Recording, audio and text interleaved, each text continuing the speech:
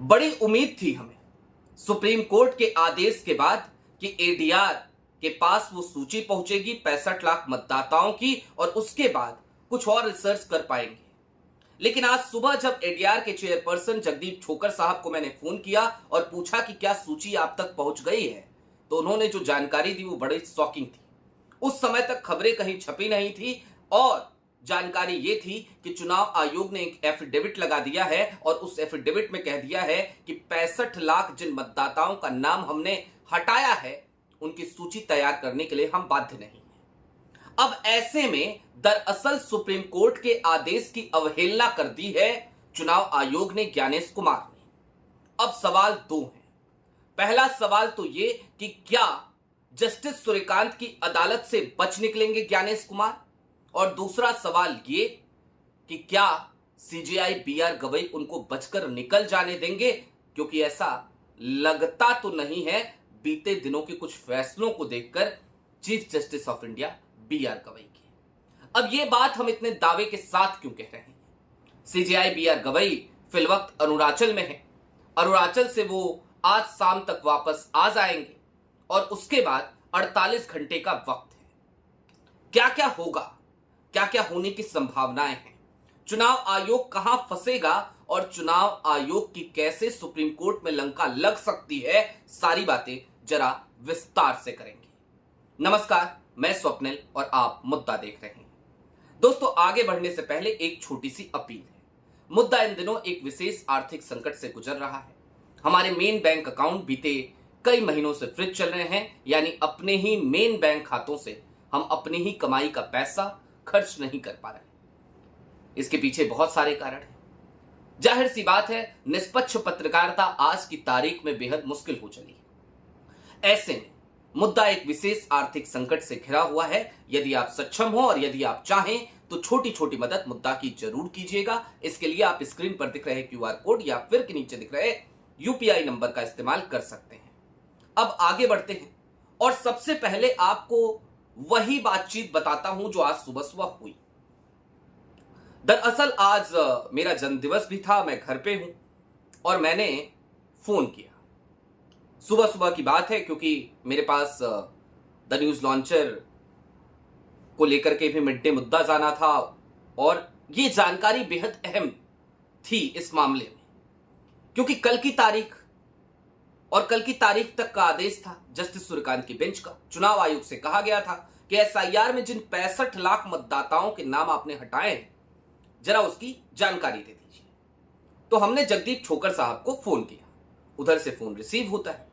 हमने कहा कि क्या आपको 65 लाख जो मतदाता हटाए गए थे, जिसका डायरेक्शन जस्टिस सूर्यकांत जी ने दिया था कि उसकी सूची आप प्रशांत भूषण को दे दीजिए। आपके वकील हैं प्रशांत भूषण साहब, आप जानते होंगे प्रशांत जी को। तो क्या आपको वो सूची मिल गई? जगदीप छोकर साहब ने सीधे कहा कि नहीं मिली। और फिर उन्होंने जो कारण बताया, उस समय तक कहीं खबरें छपी नहीं थी, तो उन्होंने बताया कि एक एफिडेविट लगा दिया चुनाव आयोग ने और एफिडेविट में यह कहा है कि हम जिन मतदाताओं का नाम हटा रहे हैं उनकी सूची बनाने के लिए बाध्य नहीं है।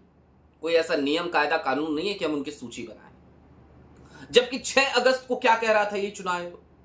6 अगस्त को कह रहा था कि पॉलिटिकल पार्टीज को दे दिया ऐसे। तो भाई, जब पॉलिटिकल पार्टीज को आपने दे दिया है तो आज आप ये क्यों कह रहे हैं कि आप सूची बनाने के लिए बाध्य नहीं है या नाम बताने के लिए बाध्य नहीं है? दोनों बातें एक साथ कैसे हो सकती हैं? क्या गजब का कॉन्ट्रडिक्शन है। और उससे भी बड़ी बात, सुप्रीम कोर्ट का आदेश। इससे पहले आधार कार्ड या राशन कार्ड शामिल करने को लेकर सुप्रीम कोर्ट ने आदेश नहीं दिया था, डायरेक्शन नहीं दी थी। सुप्रीम कोर्ट ने सुझाव दिया था, सलाह दी थी, एडवाइस दी थी। हालांकि यह भी बड़ा अजीब है कि सुप्रीम कोर्ट भी सुझाव देने लगा है चुनाव आयोग को, लेकिन सुझाव दिया था, आदेश नहीं दिया था। जस्टिस सूर्यकांत ने आदेश दिया था इस बात का कि 9 अगस्त की तारीख 72 घंटे हैं, 72 घंटे में वो सूची उठाइए, उठा करके दे दीजिए एडीआर को। पॉलिटिकल पार्टीज को दिए तो इनको भी दीजिए, ये भी देख लेंगे, अपना फाइंड आउट करेंगे उसमें जो भी इंफॉर्मेशन इन्हें सेंसिटिव लगेंगी। लेकिन क्या किया चुनाव आयोग ने? 9 अगस्त को देना था। 9 ही अगस्त को एक एफिडेविट यानी कल की तारीख में एफिडेविट लेकर पहुंच गया और कहा कि हम वो सूची बनाने के लिए बाध्य ही नहीं है, हमने सूची ही नहीं बनाई है। अब इसके बाद से क्या होगा, सरकमटेंसेस क्या है, तो अब उसको समझिए। 48 घंटे का वक्त है और देश में एक अलग सा माहौल बन चला है। राहुल गांधी ने वेबसाइट जारी कर दी, राहुल गांधी ने मिस कॉल सर्विस जारी कर दी, वोट चोरी को लेकर उन्होंने एक अलग अभियान छेड़ दिया। समूचा इंडिया अलायंस इस समय उनके साथ नजर आ रहा है। वो आम आदमी पार्टी जिस पे हम लोग अक्सर डाउट करते हैं, वो आम आदमी पार्टी भी आज की तारीख में राहुल के मुद्दों को उठा रही है। भले अपने तरीके से उठा रही हो, लेकिन उठा तो रही है। यानी इंडिया अलायंस या फिर कि आज की तारीख में समूचे विपक्ष के जो लोग हैं वो चुनाव आयोग पर हमलावर है। चुनाव आयोग की वैसे ही थूथू हो रही है, फजीयत हो रही है, पूरे देश में हो रही है। और इसके बाद से क्या हो रहा है? इसके बाद से जनाब ये हो रहा है कि अब सुप्रीम कोर्ट में ये मामला 12 और 13 अगस्त को सुना जाना है। और 12 और 13 अगस्त को जब ये मामला सुना जाना है तो जाहिर सी बात है बेंच वही है, जस्टिस सूर्यकांत है, लेकिन जस्टिस उज्जवल भुइयां भी है। 3 जजों की बेंच है। और जस्टिस उज्जवल भुइयां के बारे में हर कोई जानता है बेहतर तरीके से कि वो बख्शने वाले तो हो व्यक्ति हैं नहीं। उसके साथ ही साथ सीजीआई बीआर गवई कल की तारीख में अरुणाचल प्रदेश पहुंचे थे। आज की तारीख में उनको अरुणाचल प्रदेश में एक उद्घाटन करना था हाईकोर्ट की बिल्डिंग का, और उसके बाद से उन्हें वापस दिल्ली आना है। वापस दिल्ली आने के बाद क्या क्या परिस्थितियां बदली हुई, जो हुई है इतनी तेजी से, उनको आप समझिए। कल जब एफिडेविट आया, सीजीआई बीआर गवई मौजूद नहीं थे, और आज की तारीख में वो अरुणाचल प्रदेश में है। कल की तारीख में वो वापस आएंगे और सुप्रीम कोर्ट के आदेश की जो अवहेलना की है इन सज्जन ने, ज्ञानेश कुमार के आयोग ने, ये बर्दाश्त से बाहर की चीज हो चली है। और मैं आपको एक उदाहरण देता हूं सीजीआई बीआर गवई का, बीते दिनों का। 1-2 बार और दे चुका हूं, मैं फिर से देता हूं, शायद आप रिकॉल कर पाए। उत्तराखंड पंचायत चुनाव के दरमियान कांग्रेस समर्थित प्रत्याशी सीता देवी मनवाल का नामांकन खारिज कर दिया रिटर्निंग ऑफिसर ने। नोटिफिकेशन जारी हो चुका था, लेकिन हाईकोर्ट से सीता देवी मनवाल को न्याय मिला। लेकिन मामला सुप्रीम कोर्ट तक पहुंचा। सुप्रीम कोर्ट तक पहुंचा और यह अच्छा हुआ, बीआर गवई की बेंच ने इस मामले को तुरंत उठाया। बीआर गवई की बेंच के सामने यह मामला पहुंचा।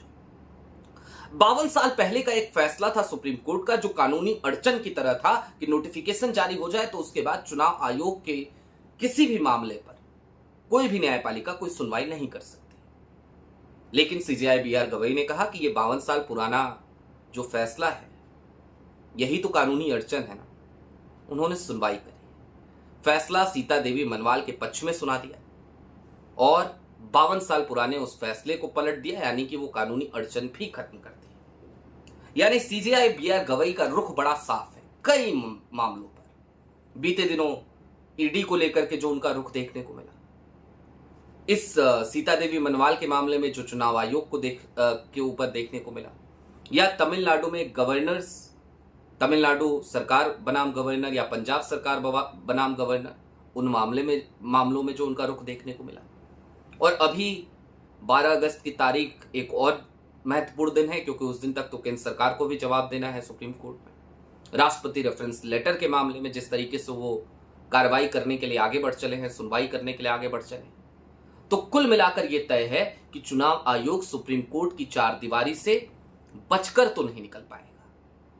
जस्टिस सूर्यकांत की अदालत से बचकर निकल भी गया तो भी सीजीआई बीआर गवई इतनी आसानी से ज्ञानेश कुमार के आयोग को इस तरीके से आंखों में धूल तो झोंकने नहीं देंगे। और दूसरी तरफ नेता प्रतिपक्ष हो या तमाम विपक्षी दल के नेता हो, वो तो लगातार लगे ही पड़े हैं कि अब बख्शना नहीं है। बहरहाल अभी के लिए दीजिए इजाजत। चलते चलते फिर वही अपील, जिस वक्त मुद्दा एक गंभीर आर्थिक संकट से जूझ रहा है, यदि आप सक्षम हो और यदि आप चाहें तो छोटी छोटी मदद मुद्दा की जरूर कीजिएगा। आपके स्क्रीन पर क्यूआर कोड है, नीचे यूपीआई का नंबर है, इसी नंबर के जरिए आप मुझसे व्हाट्सएप पे भी संपर्क कर सकते हैं। शुक्रिया।